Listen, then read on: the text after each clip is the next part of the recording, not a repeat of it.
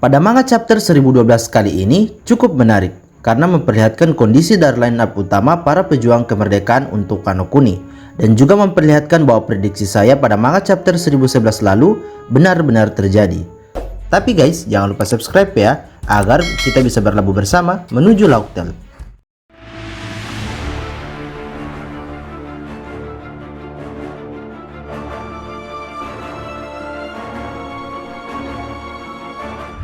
Pada manga chapter 1012 dibuka dengan Izo yang mengkhawatirkan dengan Kiku akibat pertarungan melawan Kaido di atap kastil Onigashima sebelum akhirnya Luffy, Zoro, Lau, Kid, dan Killer datang menggantikan peran para Akazaya 9 yang sudah terluka parah. Menanggapi pertanyaan dari Izo, Kiku menjawab, "Sebagai seorang samurai, aku telah diberitahu kalau tak ada yang lebih menyakitkan selain kematian." Dan Kiku juga sempat mengungkit bahwa pada saat Izo meninggalkannya dan berlayar bersama Shirohige, yang sebelumnya pada saat itu Izo hanya berniat untuk mengejar Oden yang kabur ke kapal Shirohige. Kiku mengatakan bahwa hatinya sangat terluka di hari kepergian Izo. Izo pun meminta maaf atas keputusannya tersebut. Kemudian Kawamatsu memotong pembicaraan Izo dan Kiku. Kawamatsu berkata, "Izo, bagaimana pendapatmu jika negeri Wano jadi negeri yang terbuka?" Kemudian Izo berkata, "Kita akan membicarakannya nanti jika kita masih bisa hidup setelah perang ini." Dan Kinemon yang posisinya di depan mereka dan berlari bersama untuk mencari Momonosuke, ia berkata, "Ini sudah jadi pertarungan akhir. Pilihan kita hanya menang atau mati. Saat ini kita kekurangan kekuatan di semua sisi. Jadi serahkan saja perlindungan Tuan Momonosuke kepadaku dan kuserahkan kepada kalian untuk membantu pasukan-pasukan yang lain." Kawamatsu pun dengan sigap berkata, "Baik." Namun Kiku dengan semangat dan tekadnya menawarkan diri bahwa ia akan melawan Kanjuro dan mengalahkannya. Kemudian pada saat itu pula para Akazaya 9 berpapasan dengan Sicilian dan Baratie. Sicilian dan Baratie pun menjelaskan pada Nekomamushi bahwa Pedro telah mati di wilayah Big Mom demi Luffy dan kawan-kawan. Mereka juga memberitahu pada Nekomamushi bahwa pembunuhnya berada di perang ini. Namun Carrot dan Wanda tengah menghadapinya.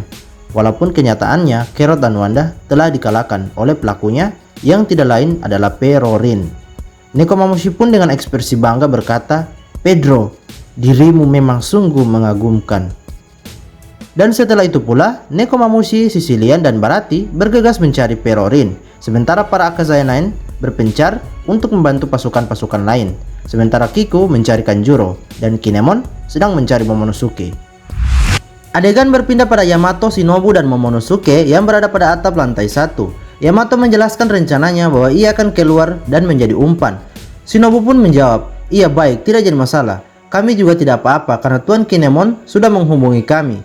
Mendengar itu pula, Yamato mulai bergegas ke tempat Luffy yang sedang berduel dengan Kaido.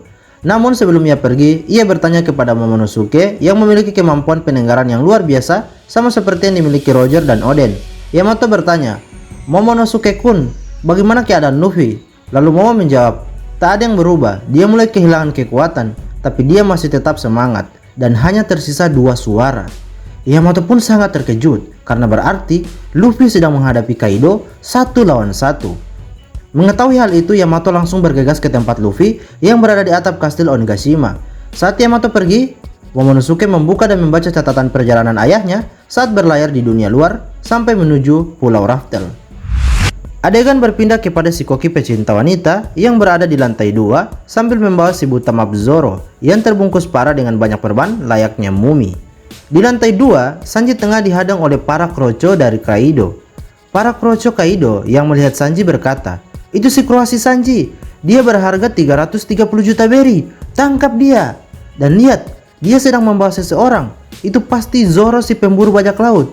Para kroco Kaido merasa beruntung karena menemukan 2 bajak laut dengan bounty besar. Yang mereka lupa adalah Sanji dan Zoro adalah bagian terkuat dari kru topi jerami. Lalu pada saat itu pula ada sebuah adegan flashback yang memperlihatkan kejadian sebelumnya saat Sanji bertemu dengan Lau yang sedang membawa Zoro dalam keadaan luka parah. Dan menariknya pada saat itu juga Sanji melihat Zeus yang sedang mencari Big Mom. Dengan ekspresi terkejut Sanji berteriak, "Zeus, kenapa kau tidak bersama dengan Nami Swan?" Zeus yang tampak kebingungan, cemas, dan takut menghiraukan teriakan Sanji. Lalu dengan emosi Sanji memalingkan pandangan dan memarahi Lau dan Zoro yang muncul tiba-tiba. Namun Lau justru bersyukur karena Sanji datang pada timing yang tepat. Lau pun menyerahkan Zoro kepada Sanji. Kemudian Lau langsung bergegas mengejar Zeus untuk menghalanginya membantu Big Mom. Sanji merasa kebingungan dengan apa yang terjadi dan ia berteriak memanggil Lau. "Tunggu, setidaknya jelaskan dulu apa yang terjadi." Lau pun menjawab, "Zoroya, mungkin mengalami 20-30 tulang patah. Baringkan dia dan perban seluruh tubuhnya. Pastikan dia sadar dan bernafas." Setelah menjelaskan, Lau pun langsung berlari karena khawatir Big Mom akan mengamuk. Namun mendengar jawaban dari Lau, Sanji merasa tidak terima dan berkata, "Aku bukan dokter dan aku tak punya waktu untuk ini." Kemudian flashbacknya pun selesai.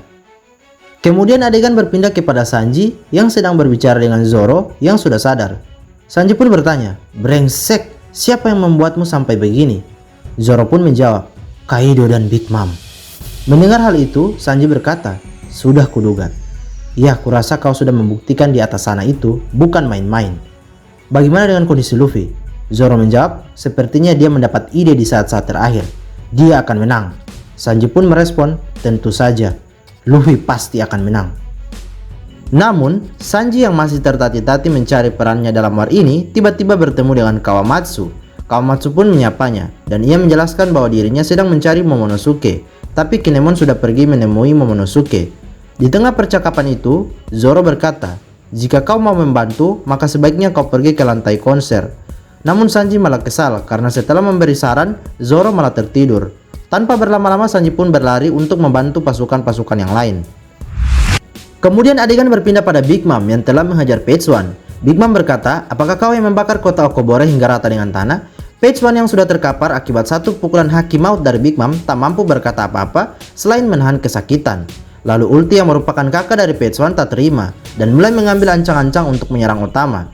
Menariknya, Nami dan Usopp yang melihat kejadian itu merasa bahwa ini adalah kesempatan yang bagus. Kemudian Nami mulai memanasi Big Mom dengan berteriak, "Olin-san, wanita itu adalah pelakunya." Namun Big Mom merespon Nami dengan berteriak, "Berisik! Tutup mulut kalian anggota topi jerami. Setelah aku selesai dengannya, aku akan membereskan kalian." Dan saat Big Mom mengancam Nami dan Usopp, Ulti mencuri momen tersebut untuk menyerang Komachiyo dan Otama. Big Mom yang melihat itu mengeluarkan aura marah yang luar biasa. Namun menariknya, justru Nami yang langsung menyerang Ulti dengan berteriak, "Beraninya kau memukul Otama!" Usopp yang melihat aksi gila Nami tersebut langsung mengajaknya kabur sebelum hal buruk akan terjadi. Namun Nami dengan jiwa bajak lautnya mengatakan ia tidak akan kabur dan akan menghabisi Ulti sampai remuk. Dan manga chapter 1012 pun selesai. Oke guys, ada 5 hal yang menarik dalam manga chapter 1012 kali ini. Pertama, Nekomamushi akan mengincar Perorin dan membalaskan kematian Pedro. Walaupun sebenarnya saya yakin Pedro masih hidup karena mayatnya belum ditemukan. Paling tidak, jika memang Pedro mati akibat bom bunuh diri, harusnya adalah sisa-sisa tubuhnya. Dan biasanya dalam cerita fiksi, jika mayat belum ditemukan, maka akan dijadikan sebuah karakter kejutan. Hal yang menarik kedua adalah Kiku akan battle one by one dengan Kanjuro si pengkhianat. Dan saya yakin pasti Kiku akan kewalahan, namun ia tetap akan menang dengan mengeluarkan jurus pamungkas atau kekuatan tekad yang biasa keluar di saat-saat kritis. Hal yang menarik ketiga adalah Nami sudah menemukan lawan akhirnya. Kalau kita bedah, Eiichiro Oda biasanya membuat dalam setiap arc pada sebuah perang, para anggota topi jerami masing-masing akan bertemu dengan musuh yang sesuai dengan kekuatannya dan akan menjadi akhir dari lawan mereka tersebut sampai perang benar-benar berakhir. Hal yang menarik keempat adalah prediksi saya pada manga chapter 1011 kemarin ternyata benar-benar terjadi. Walaupun Big Mom membantu Otama, bukan berarti niatnya menghabisi Luffy dan kawan-kawan hilang begitu saja. Namun Big Mom tidak akan menghabisi Nami dan Usopp karena ada alasan tertentu. Dan pada manga chapter 1012 tadi terjawab sudah bahwa Big Mom tidak akan menghabisi Nami karena tindakan kepeduliannya yang besar kepada Otama. Hal yang menarik terakhir adalah jika Zeus berhasil menemukan Big Mom, saya yakin Zeus akan dicampakkan oleh Big Mom karena ia sudah memiliki Hera. Dan pada saat itu terjadi, Zeus akan kecewa atau malah Big Mom akan menghancurkannya. Dan jika itu sampai terjadi, saya yakin Nami akan melindungi Zeus dan memasuki Zeus pada tongkatnya dan akan menggunakan Zeus untuk buy one dengan ulti. Nah itu dia guys review saya kali ini. Semoga memberikan informasi yang menarik dan silahkan tinggalkan komentar kalian tentang manga chapter 1012 kali ini. Dan jika kalian suka video ini jangan lupa subscribe agar kita bisa berlabuh bersama menuju Laugh Tale.